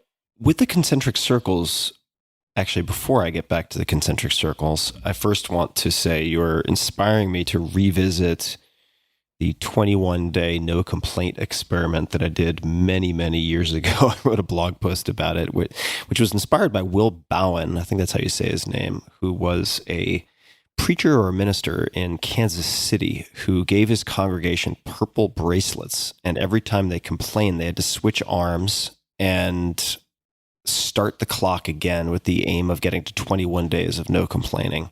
And he wrote a book called The Complaint-Free World, I want to say. And I did that experiment. And just like you mentioned, number one, you notice, oh my God, I am just the poster boy for complaining. This is outrageous. And secondly, how quickly you begin to reap the benefits of decreasing your complaining. It's truly remarkable. So just with that said, concentric circles, why is the effortless, outside of effortless state, which is the center, you have effortless action and then effortless results. Why are the actions separate from the results? Oh, well, effortless action is to do with saying, okay, if I want a result one time, how can I make it easier to achieve, like this project, this thing? An example for me in my own family, I start there. My son chose when he was about 12, he decided, okay, I want to be an Eagle Scout. And his goal was to do it by the time he turned 14, which is, that's a bit of a stretch. And, we went on this journey together and we did it, other than the dreaded final, not just even the final project, which was, fairly big thing. You had to build this 180-foot fence and bring people from the community, 40 people, go and do it on a day. And it was actually pretty fantastic. But then what is dreaded is the final report. And there are people I know who have done everything else and then they don't get the final report and they put it off. Seriously, it happened to somebody I knew. He'd done everything but that final report, and he finally put it in like when a day or a week. 37. No, you have to do it by the time you turn 18. And he got it 1 week afterwards. And so he never got an Eagle Scout because they were 100% sticklers on this, which I suppose they have learned they have to be, because if you procrastinate for 3 years, you could do it for 30. And of course, so they have this cutoff point. So we start moving into that category. We would not, it's weeks, it's not months or years, but weeks. We just start working. We got to do this. And it just starts feeling overly burdened. And so then I literally sat down with him and was like, okay, how can we make this effortless? How can we make this so we can actually get the thing done? There were a series of questions that we followed with that. I mean, one is, what does done look like? Just like actually naming it. Well, we are taking a binder to the Scout office and delivering it, and they sign that it is done. That's how we'll know it's done. Okay, well, what are the minimum steps required to do it? Not, some people want to go the extra mile, but they're not even going the first mile. And that's sort of what we were doing. We're like, we had seen, and I'm not knocking this. We have seen some amazing, really unbelievable final projects, reports rather, the write-up. We've seen them in wooden boxes and gorgeous and just incredible, like the Rolls Royce of reports. And I think that was a big part of why we couldn't make any progress. We're just like, we just don't have this in us. We don't have energy for this. And so we said, what's the minimum number of steps? Well, we looked at exactly what it asked us to do. Okay, we need to have the photos printed up. We're going to have them written on. You don't even have to write essays on them. We're going to have the minimum number of descriptions. He needs to do the work and a minimum number of steps possible. So we did that. Okay, next question. What is the very first, most obvious step to doing it? The risk of these kinds of projects is you're worrying about the 1,000th step and you haven't actually physically taken the first one. And first physical step is we need to actually get a 3-ring binder. We got to get that. And we had one, we have to go and find one in the house and get it. That is the first step. And in that way, just actually started doing the tiny, one step at a time, minimum things required to get there. And that reminds me of a story. We sort of know some of this story. Many people have heard part of it, but I went and interviewed the person behind it. His name is Mike Evangelist. And that's an amazing name. Isn't that amazing? And he's in Silicon Valley. Mike Evangelist. He was involved in DVD burning before it was a mass thing. These are like $35,000 machines, professional equipment. This is it's a 1,000-page manual to learn how to use it. The DVD burner from back in the day. System. Right, back in the day, exactly. And then they're trying to work out a bit more affordable way of doing it and so on, and they're on the cutting edge. And so Apple reaches out to them and says, look, maybe we can do something here. Maybe we can buy the company and so on. And they do a deal and they bring them in and they want the software that they've been creating and so on. And so they're given a couple of weeks. They know they're going to meet with Steve Jobs. And they have a couple of weeks to like simplify this thing. It's going to go on the Mac. That's the idea. And so they have to try. And so they take this 1,000-page binder and they reduce it and reduce it. And they take all this complex stuff and they reduce it and they reduce it. And they're proud of what they have. And they think, okay, this is so much simpler than we had before. And they go into the meeting. And this is the part people know, but the backstory is really important. So Steve comes to the meeting and they have all of their slides. They've got everything ready for the presentation and they're talking about it and they're discussing. And as Steve starts talking, they start to get more and more embarrassed about their presentation and what they're going to do. And finally, Steve just walks up to the whiteboard and he just goes, look, this is the software. There's going to be one button. You're going to draw your file into it and it says burn. That's it. That's the application we want to build. And that is what they built and that is what went in. But here's the point, and I really like this from Mike Evangelist. He said sitting there, he learned he was doing simplification wrong. He was going from the complex to the simple, where what he really needed to do, this is his phrase, start with zero. You've got to start with zero and say, what are the minimum number of steps to get to completion? And I like that story, but yeah, that's really what we were doing with Jack and his project. It's like not what are other people doing and let's go smaller. It's like, let's start with zero. What are the minimum number of steps to do it? And what you want is completion. And if you don't complete it, then it's not done. I mean, I'm saying something so circular, but you've got to get it done. And so that is its own achievement. And if you don't get it done perpetually because you either have too many steps involved or because you don't take the first action, or I have to share this. It's one of my favorite stories I came across in the research. Have you heard of the story of the Vasa? I don't think so. Vasa. Can you spell that for me? It might be the Queen's English that's throwing me off. W-A-S-A, Vasa, the Vasa. And it starts with a V. V-A-S-S-A? No. Did I say that? No, W-A-S-A. Definitely don't know that story. Please continue. The Vasa. Okay, I'm going to read the whole thing to you because the details really matter. Is that okay with you? You're like you're the first to hear about this. I'm excited. Here we go. Well, you're not the first to hear about it, but you're first to hear about the way I write about it. Here we go. 400 years ago, Gustav II, the King of Sweden, saw the vital need to upgrade his armada of ships. He wanted to protect the people from the growing naval powers that surrounded him. His attention was drawn to building a giant military warship, and he found a shipbuilder, Henrik Heibertson, tasked him to build what became known as the Vasa. I've said it wrong. It is V-A-S-A, Vasa. Which wasn't because I knew the story. It's because I can't understand the Queen's English. Please continue. This project was of utmost importance to King Gustav, so much so that he allowed a whole forest of 1,000 trees to provide the lumber for the project. He opened the royal coffers too. He assured Heibertson that he would have an almost unlimited budget to complete the project successfully. Unfortunately, the king did not have a clear vision of what the final product would look like, or rather, he kept changing his vision of what the final product would look like. At first, the ship was to be 108 feet long, with 32 cannons on deck. Later, the length was changed to 120 feet, even though the lumber had already been cut to the original specifications. But no sooner had Henrik's team made the necessary adjustments that the target shifted again. This time, the king decided that the ship needed to be 135 feet long.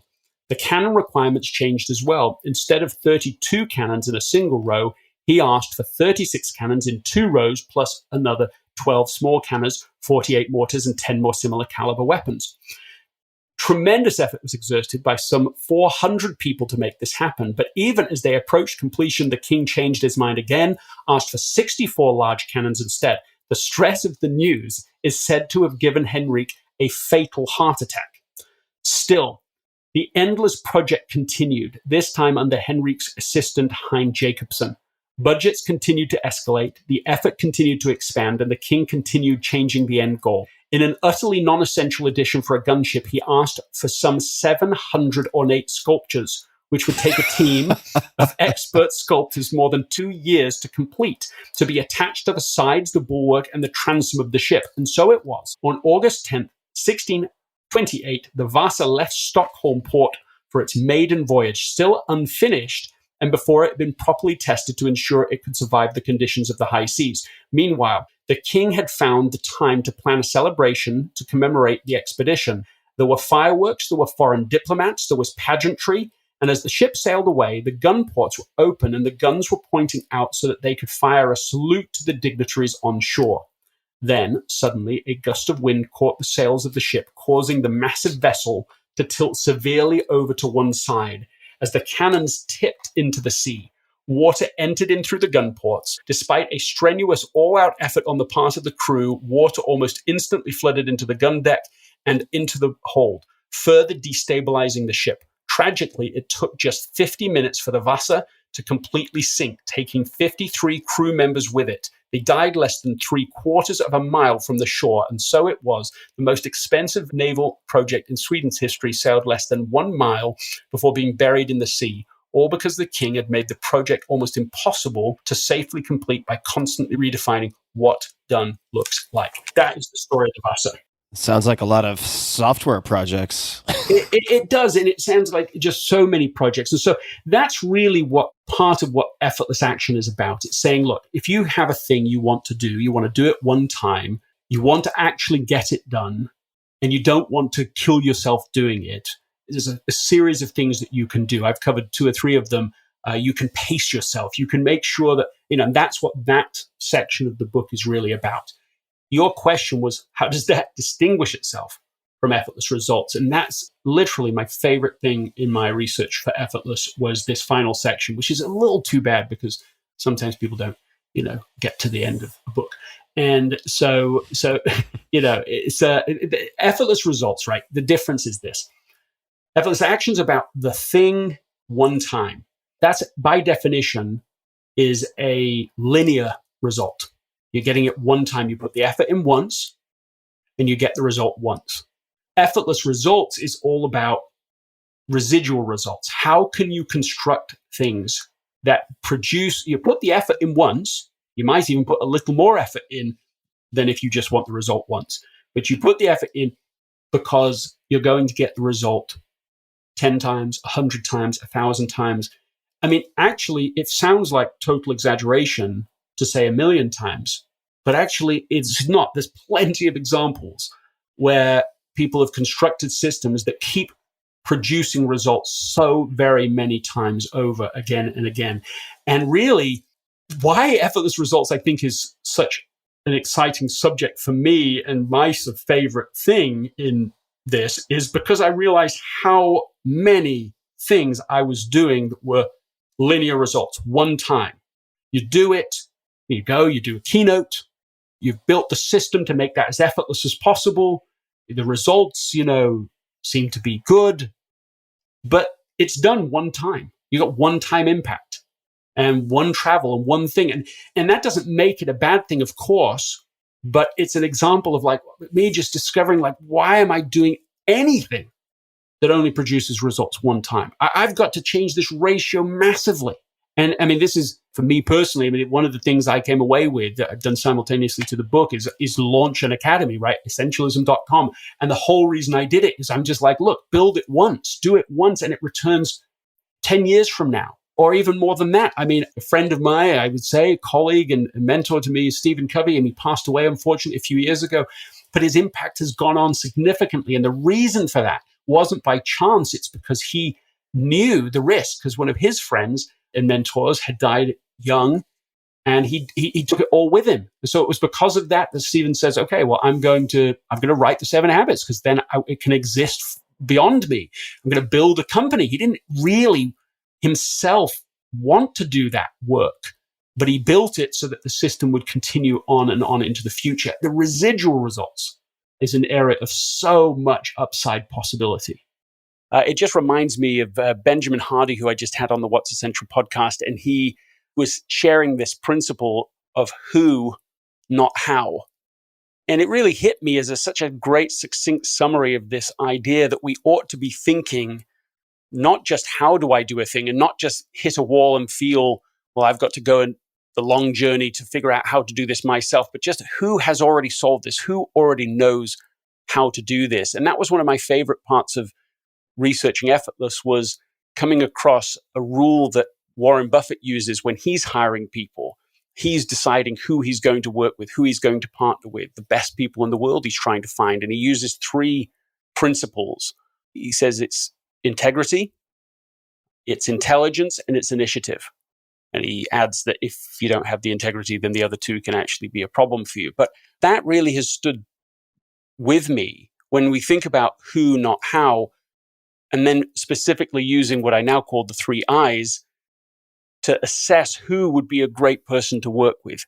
And so anyway, I just offer that as a thought about how to produce even more effortless results as you try to take this next journey with the podcast itself. It also makes me just reflect on how many of these principles are on some level embedded into your thinking if you just shift the time frame from short-term rewards or short-term outcomes to long-term outcomes. And brings to mind something that my friend Naval Ravikant, who's been on the podcast several times, has said, which actually I should say more accurately typed, since his Twitter account is very popular at Naval, Naval.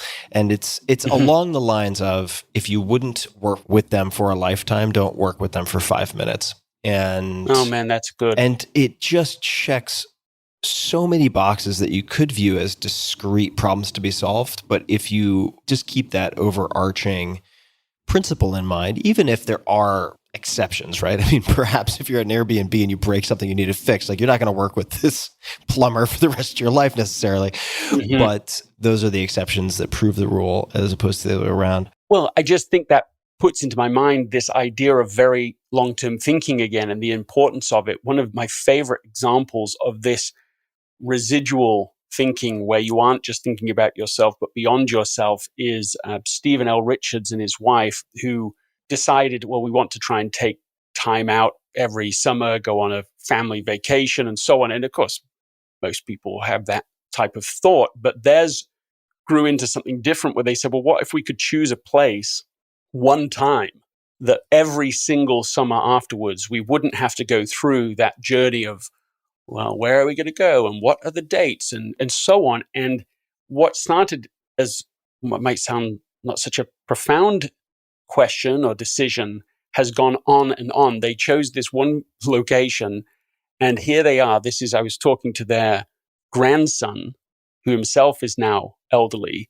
This has gone on now for 95 years, that they are long since passed. Their grandchildren have started passing away. And so they still have great grandchildren who will meet at various times through the summer. So it's the same location. People have invested in different cabins and all of this. And he said on any given day through a whole period, like the whole 3-month summer, if you go to that location, you'll find between 30 and 100 people that come from the same Stephen Richards that started. To me, that's a powerful example of effortless results, the residual results, deciding for a long time into the future. And Stephen L. Richards, for those who don't know, was a prominent leader in the LDS Church, in the Latter-day Saints Church. Is that right? Is that the correct Stephen L. Richards that I'm thinking of?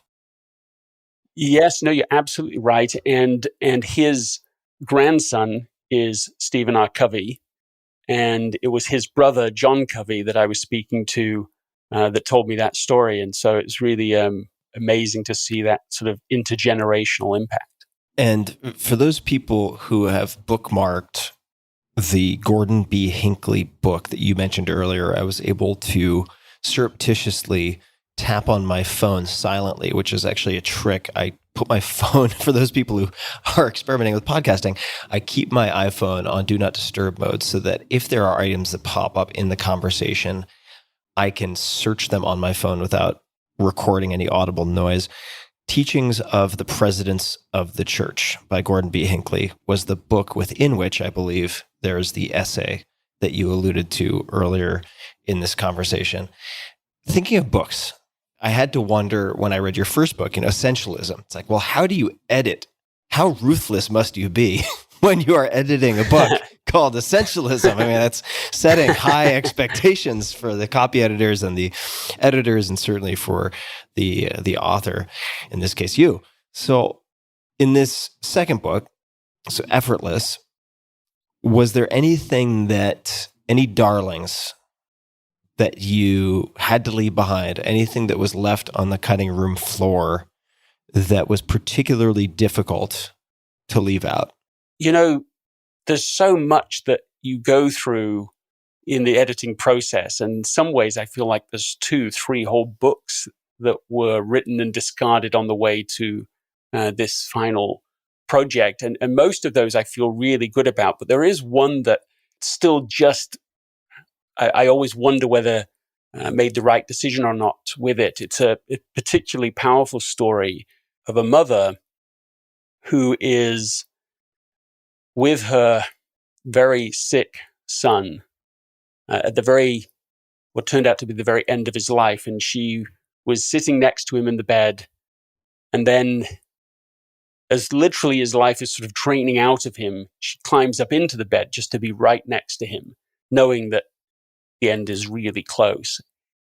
And hears him say, and these turn out to be his very last words, sort of in that in-between phase, when you're still here but somehow not fully, he just said, "It's all so simple, Mom. It's all so simple." And to me, that sort of message, that sort of moment is of great value, because I think that the spirit of that is just look at anything you're doing that's making life more complicated than it needs to be, where you're overthinking it, where you're overstraining, where you're overexerting, where you're overthinking. And you may find the very thing that's going to help you move forward. It may be as simple, it may be as easy as that. It's all so simple. Just pausing on that. It's so easy in a sense, difficult in other senses, to default to straining.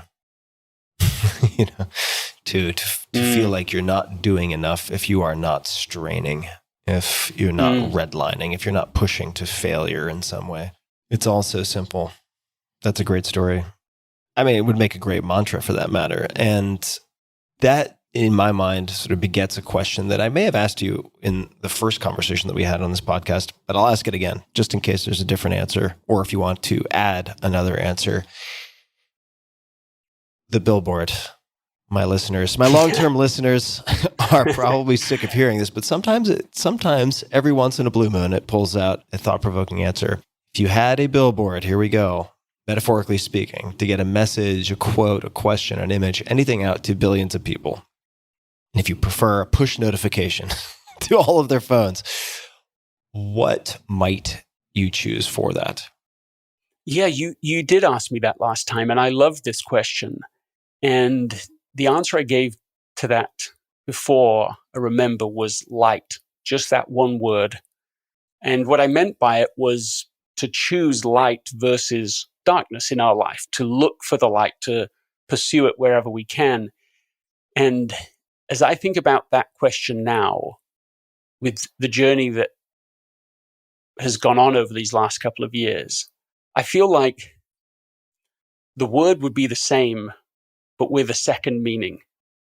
So I think still it would be light, but in this sense now, that whatever has happened to you in life, whatever hardship, whatever pain, they pale in comparison to the power we have to choose what to do now, in this next moment. And in every next moment, we have a choice to take the heavier path or the lighter path. And so that's what I mean now when I think of that word light.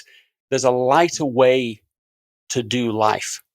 one of the things that I came across that I loved in the research was that now can be measured, that neuroscientists and psychologists have assessed in various ways the amount of time that makes now.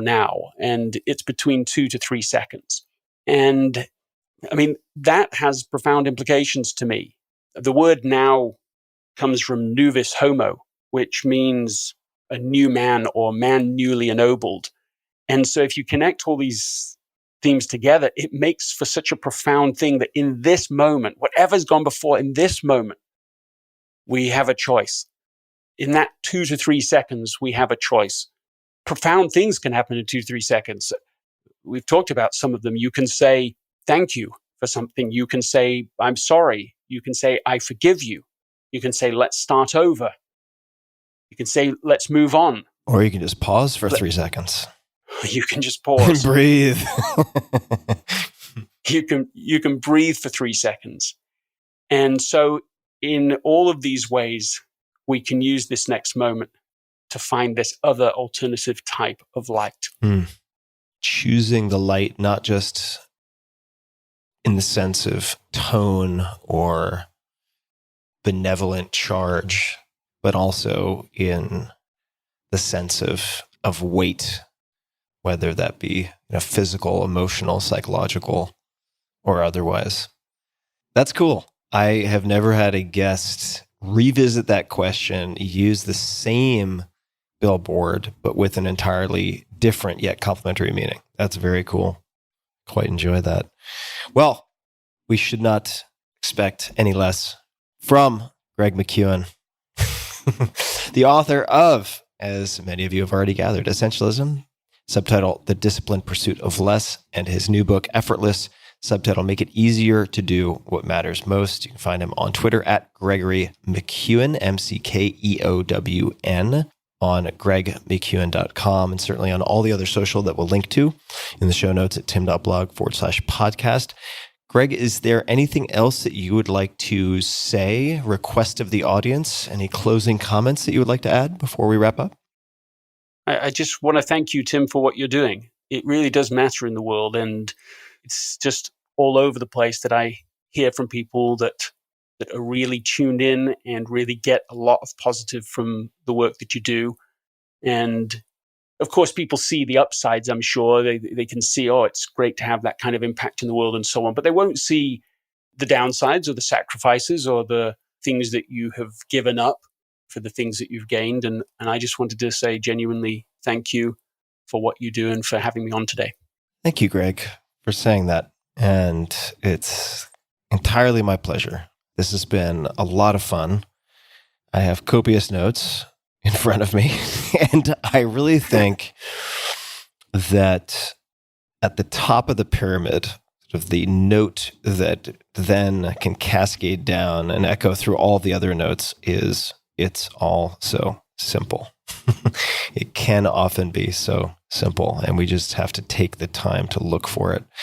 And that's something that you've done. And I greatly admire your thinking. I enjoy your writing, and wish you and yours all the best. And thanks for taking the time to speak with me today. Thank you, Tim. Hey guys, this is Tim again. Just a few more things before you take off. Number one, this is 5 Bullet Friday. Do you want to get a short email from me? Would you enjoy getting a short email from me every Friday that provides a little morsel of fun before the weekend? And 5 Bullet Friday is a very short email where I share the coolest things I've found or that I've been pondering over the week. That could include favorite new albums that I've discovered. It could include gizmos and gadgets and all sorts of weird shit that I've somehow dug up in the world of the esoteric as I do. It could include favorite articles that I've read and that I've shared with my close friends, for instance.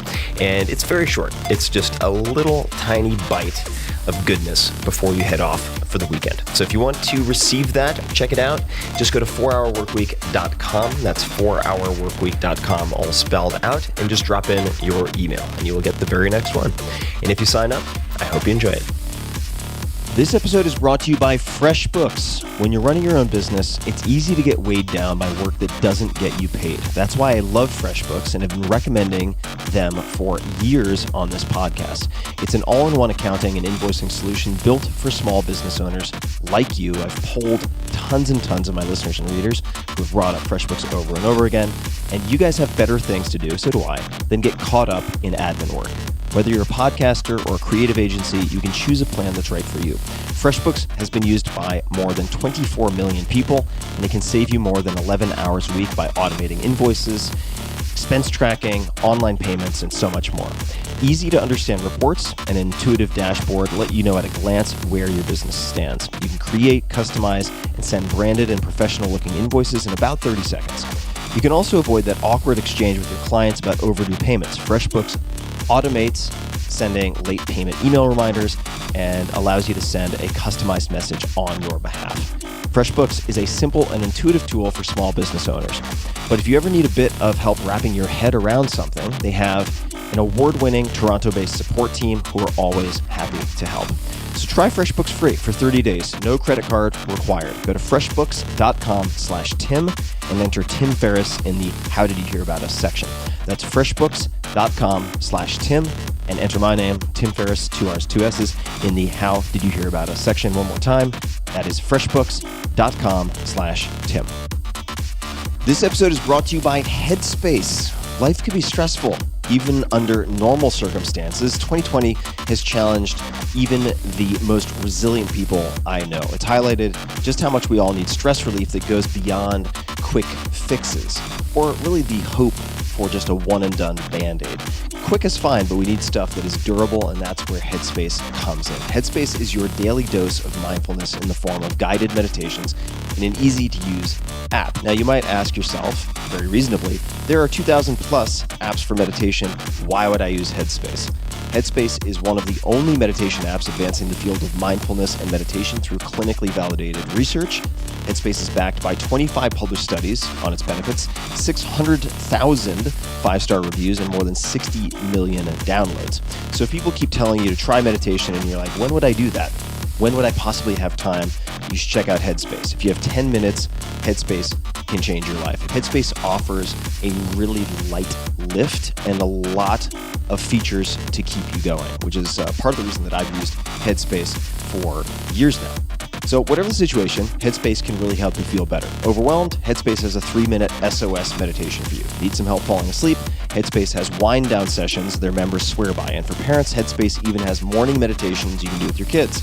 Headspace's approach to mindfulness can reduce stress, improve sleep, boost focus, and increase your overall sense of well-being. And it really starts with very, very simple practices. And if you look at my case, for instance, I just went through one of the basics today with the co-founder, Andy. I think it's Putticombe, could be Putticombe, I'm not sure, but former monk turned into co-founder of Headspace, has the most soothing, hypnotic voice imaginable. And I did a 3-minute meditation, something like that. It's easy, it's fundamental, and it always puts me in a better space. So I'm going through the basics. Even though I've meditated for years, I'm going through the basics once again.